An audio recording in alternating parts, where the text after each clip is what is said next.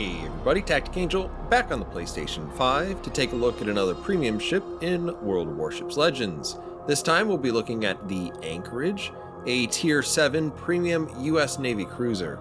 For this review, I'll start out with something like history, then give an overview of the ship and game, discuss commanders, run down the stats, and finish off with some gameplay. If you want to skip around, you should see some time codes in the description to help you out. So the USS Anchorage, as seen here, was never built. Instead, what this is intended to be a representation of the CA-B design, and if the general size and shape of this resembles the Buffalo, well, you're entirely correct. And it's not exactly as though it's being hidden from you, since they both list the CA-B design in their brief description. That cruiser concept appeared in the Spring Styles Book 3, which was a collection of early ship designs produced for the Bureau of Ships, these being designs still very much in the concept phase. If Spring Style sounds a little like a fashion catalog, that's exactly what it's supposed to. Though to wargaming, a book like this is perhaps called something else: content. This is actually the same place that you will find some of the other drawings for early US supercruiser designs, which I referenced in my Congress review. The Buffalo design is a bit more faithful to the drawing and characteristics of the CA-B design than Congress is to any ship within the Spring Styles book, and I say Buffalo rather than Anchorage for a couple of reasons. For one, the CA-B design featured twin 5-inch secondary guns rather than a mix of twin turrets and single unenclosed 5-inch guns. The other is, in searching for a follow-up design for the Baltimore, I see no real indication that the US Navy was considering putting torpedoes back on its heavy cruisers. Where the Anchorage is a bit more faithful to the CA-B design is the presence of these 1.1-inch guns, quite famously known as Chicago pianos. That is included on the original plans, though there's no real chance she would have taken to sea with this AA suite. If she'd been ordered the day she was drawn, the Chicago piano was phased out by 1942. A ship like this is likely to take a year and a half to 2 years to complete, and so she'd probably end up with a whole bunch of Bofors instead. So that is what we have with Anchorage, the CA-B design with some creative license, plus or minus. Anchorage is, of course, named for the present-day largest city in Alaska, though with a population of just shy of 3,500 in 1940, I'd leave it to you to decide whether the US Navy would have named a heavy cruiser after the city. Ultimately, the CA-B design was never built, probably obvious to say now, with the US preferring for a tried-and-true approach with the Baltimore and Oregon City-class cruisers being built until the auto-loading 8-inch cruiser Des Moines. When we look at Anchorage and gain, unless I'm off my rocker, she's the 10th American cruiser at the tier and 8th premium. That means she has a lot of competition just among her own nation, and even with 6 that are heavy cruisers. Whatever you think of her playstyle though, the ship definitely comes with some unique choices. What the Anchorage brings to the table is, perhaps unsurprisingly, a heavy broadside for an 8-inch cruiser. With 12 guns, targets of opportunity that you can shoot just before going into cover will get an extra large dose of damage, should you hit. They're individually pretty good guns and come with favorable penetration angles, so that doesn't hurt.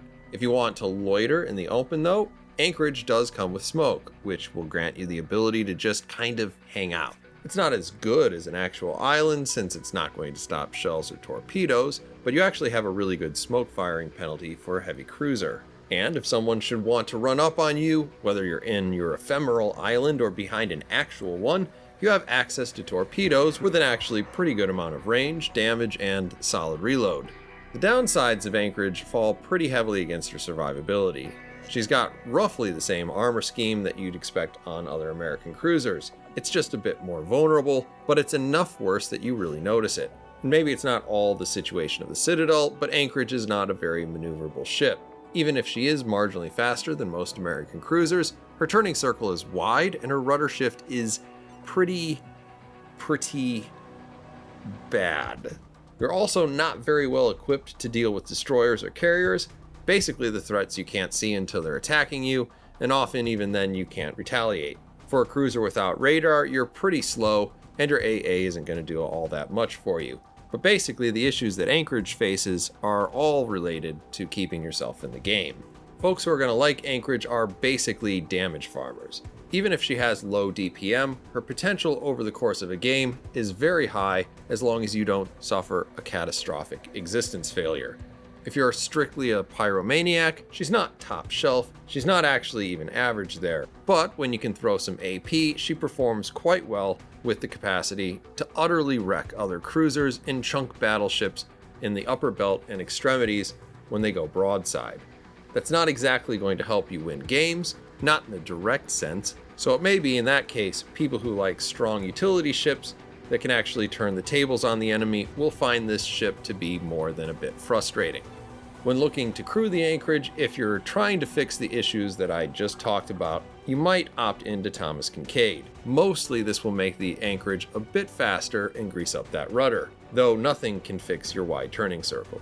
Ingenious will help give you the fastest turrets, while also making sure that you have a better idea exactly how much trouble you're in by telling you how many people are aiming at you. Thanks to both your base trait and acoustic chamber, you have the best sonar cooldown you'll find on Anchorage, but that's unlikely to make you miss radar any less. And it might just be a bit underwhelming to run this ship that has 12 guns without basically anything that can help you increase your damage.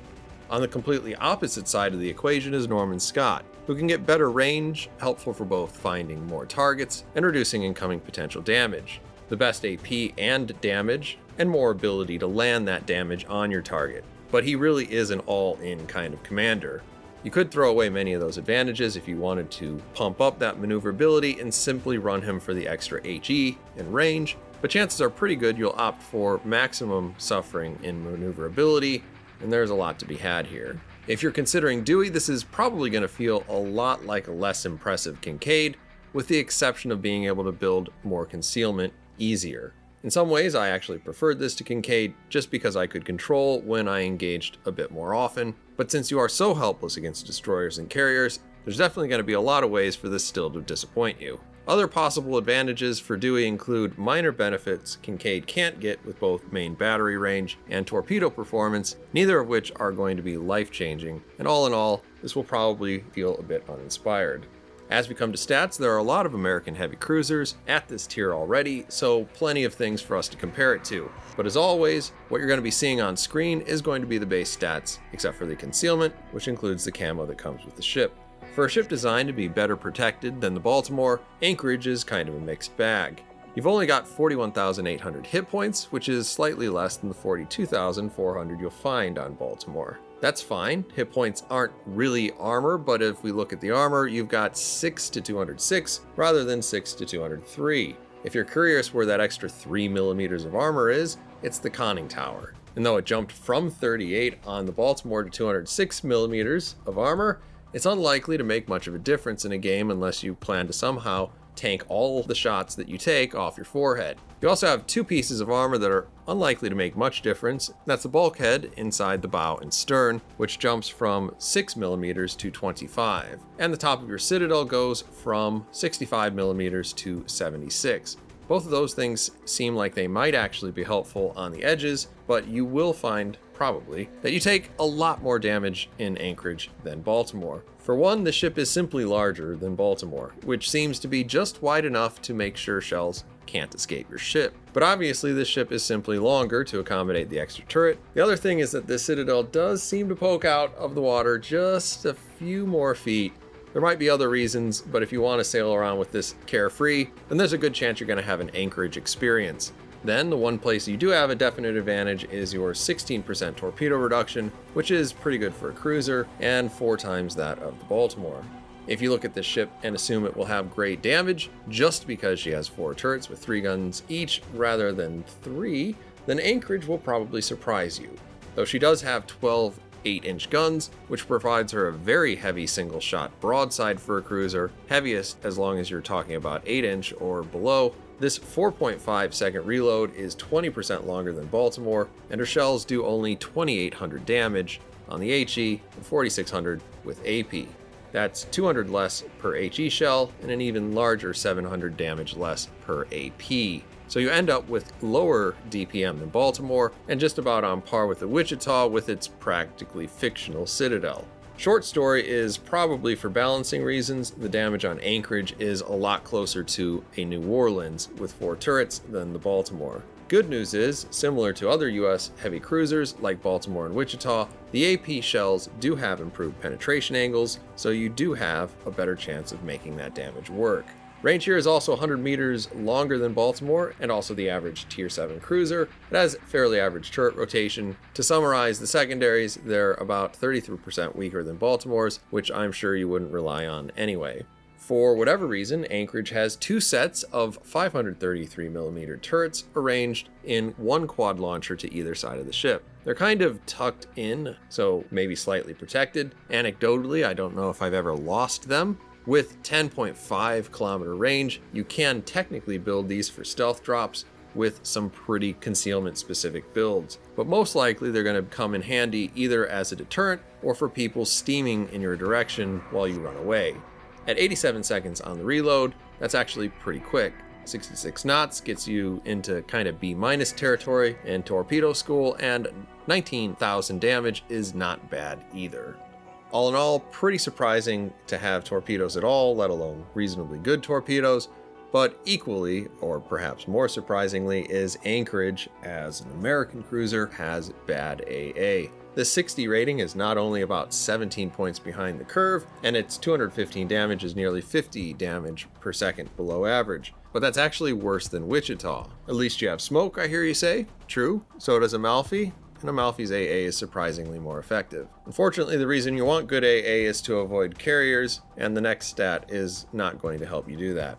When we look at maneuverability, Anchorage has a half knot advantage against Baltimore, which makes her a cruiser of average speed. The 800 meter turning circle and 11.2 second rudder shift are both considerably worse than Baltimore. For being a faster US cruiser design, Anchorage is neither fast in absolute terms, nor does it turn particularly well, which can make its exposed citadel and poor AA feel that much worse.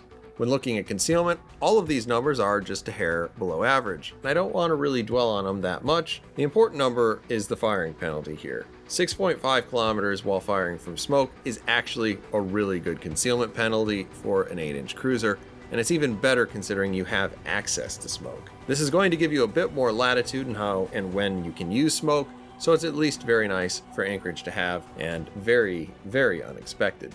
As far as consumables, Anchorage has your standard cruiser damage control party. After that, you have access to either sonar or catapult fighter. This is exactly the kind of sonar that you get on Baltimore, so 3.1 detectability for torpedoes, 4.4 on ships. This is going to last you 96 seconds and reload every 180 seconds. You could swap this out for a fighter plane, which is similarly nothing surprising. 90 seconds of use time, 80 seconds on the reload. Next we have what is every bit as much a choice, with probably even more obvious answers. You can see the stats of the smoke, and I didn't take a screenshot of DFAA, and you can probably guess which I think is the better use for your build. After that we have a pair of heals. No choice here, but good news is that this is a slightly improved heal, which will give you 0.6% of your HP back for 28 seconds rather than the standard 0.5. Alright, and with all that out of the way, we're going to go ahead and get into some gameplay. You can see we're going to be on Greece. Here we have our Anchorage. We're starting in the western spawn, which is fine enough. We have an aircraft carrier on the enemy team. I guess we have an aircraft carrier on our team as well. I will go ahead and put my commander up on the screen. As you can see, we're running just your average Norman Scott I'd like to shoot everything build. There's nothing really impressive here. Obviously, range, damage, and more firepower. So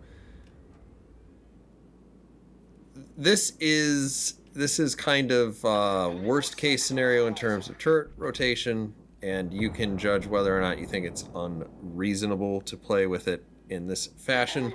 That said, it's basically the same turret rotation that you find on other American ships that take similar choices, and I think it's pretty livable.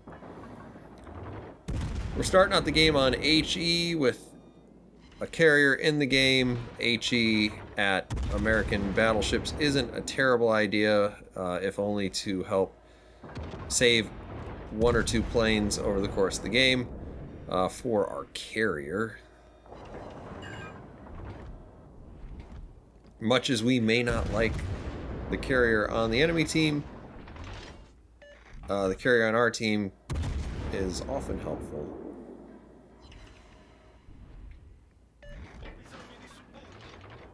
Now, there's nothing really special about the fire chance that you see here in terms of this ship or this build. So far, we've gotten a little bit lucky in terms of landing a couple fires. We're kind of spreading the love around, making sure that everybody's on fire. You can see that there is a very, very brave Fletcher that is running right up into the middle. He's already capped the base, but he's close enough to me that, contrary to physics, I am spotting him with sonar through the island. One would think that the island might reflect the sonar back, but that is just a lie of modern science. Can't quite sneak the shots over that little dip in the island, so we'll continue with some targets further out. That Atlantico is presenting a pretty good target. You also saw there that in spite of all of these guns, you actually do have pretty solid forward firing arcs. Now, I had a sense that that Fletcher was going to be coming around, and also that we were going to lose our spot for perhaps other reasons. Not wanting that to happen, we've popped our smoke. These are a wide spread of torpedoes to hopefully control the way that the Fletcher wants to drive. It looks like he's already slowing down.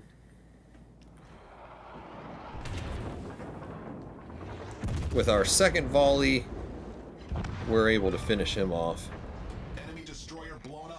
12 guns, pretty painful for any destroyer, and it looks like we've already dodged his torpedoes, so that's pretty nice. We're going to see if we can't go back to damage farming.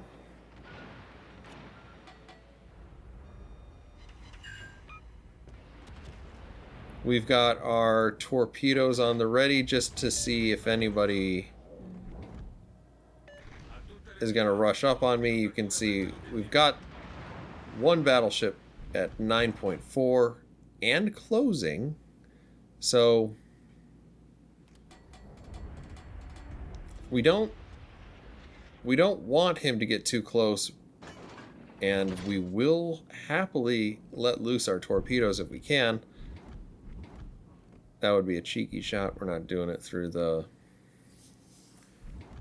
middle of that gap. It's never going to work at this range, for one, and for two, I really just don't want to get spotted.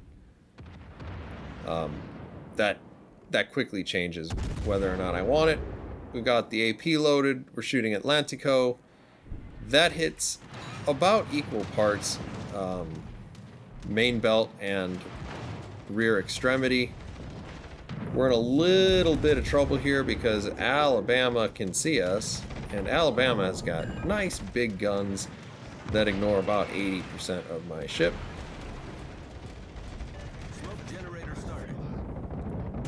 Now, one reason I chose this game is because this is a very puckered moment for an Anchorage. My game could easily have been over there, but I did take a lot of damage.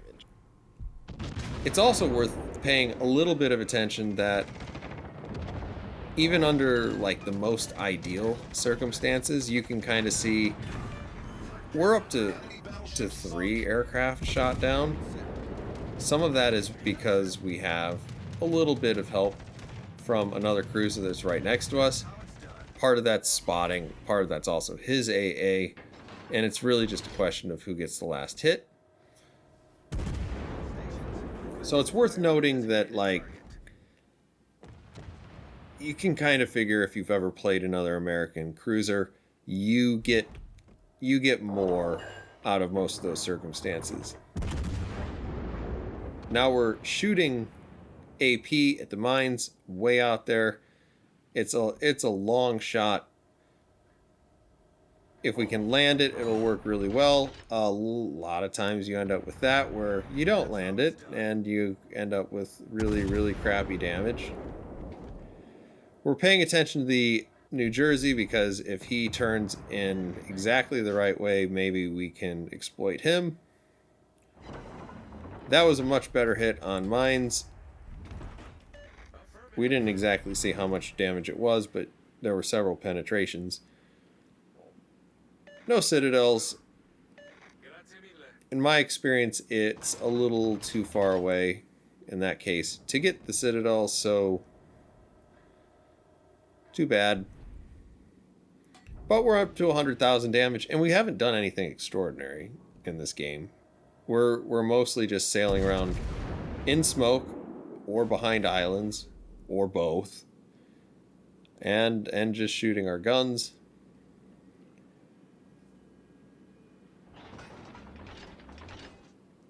The only thing we really haven't gotten here in terms of what is the Anchorage good at is like a cruiser at 8 to 12 kilometers sailing broadside. If you get one of those, you can get a lot of juicy damage really quickly. You can get a lot of XP for it.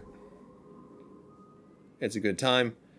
Against battleships, you do have to figure where your aim is, and obviously the farther away that the cruisers are, the more difficult you're going to find actually hitting them in their vital parts and penetrating and doing all the stuff you want to do.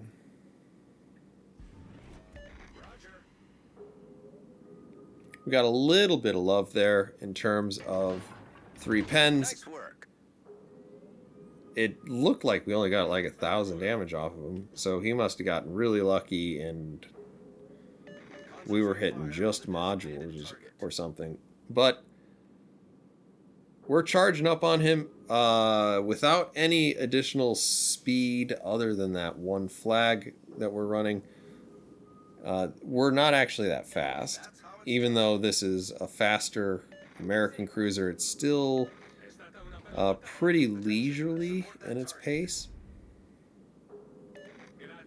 Unfortunately, now we are spotted, so we let everybody know that, because I'm sure that they would care deeply.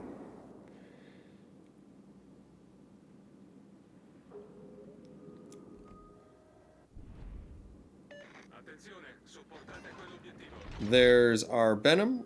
It looks like we ran up into his detectability range.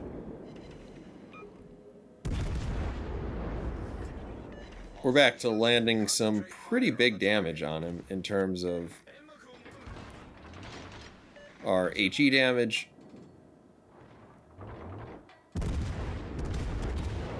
Quickly knock him out. Now we don't have Hydro up, but it's pretty obvious what's going to happen here. And this is, if nothing else, illustrative of how not greatly maneuverable this ship is. You can kind of imagine if we were in Wichita, we would have maybe a 2.5 second rudder if we were really cheeky, and we would have a tighter turning circle too, so probably don't take enough torpedoes to kill us, even though Anchorage has better damage reduction versus torpedoes. In any case, we're not going to stay here because the game is over and I didn't record the rest of it, so that's the thing. But, closing thoughts on Anchorage. This ship does a lot of damage, and it pretty much doesn't do anything else. This is probably going to be a lot more popular among folks who expect nothing else but something that they can farm behind an island or within smoke, because it's really got nothing going on as far as I can tell. Other than that, I mean, I average a lot more damage in this versus any other American 8-inch cruiser at this tier. Near as I can tell, about 20,000 more damage per game, which is either a destroyer, half a cruiser, or a third of a battleship, more or less. I also lose a lot more games in it. Not like by a small amount, by like 10-15%. In some cases, even higher than that, versus other American Tier 7 cruisers. Your results are going to vary depending on your preferred playstyle, but this ship feels a lot more like a Tier 7 Exeter than an American cruiser. I know the community manager said on stream that this didn't have a lot of carry potential, and I don't even think they're a little bit wrong about that. Unless you're playing against only people who are in cruisers, or folks who are actively trying to throw the game, and there are plenty of those, I guess. Anyway, those are my thoughts. Let me know what you guys think down in the comments, and as always, I'll see you on the next one.